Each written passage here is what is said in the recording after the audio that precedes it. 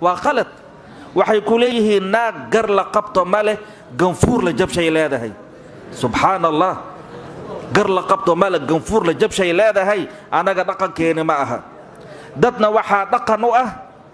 tumo mataqaano wala tutuga tumo mataqaano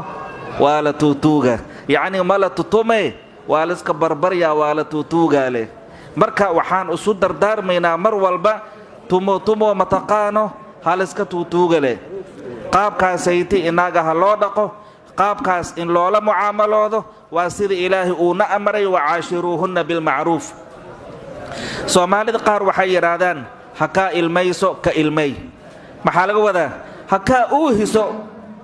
adiga laakiin ka dhal oo ka ilmay ka ilma dhal yani naag waxa waaye farqalocana laga abuuray waxay u baahan tahay in loo dulqaato loo sabro marka ninka waxaan u dardaarmayaa xuquuqda ay ku leedahay naagtiisa inuu ilaaliyo gabadhana sidoo kale xuquuqda ninkeedii ay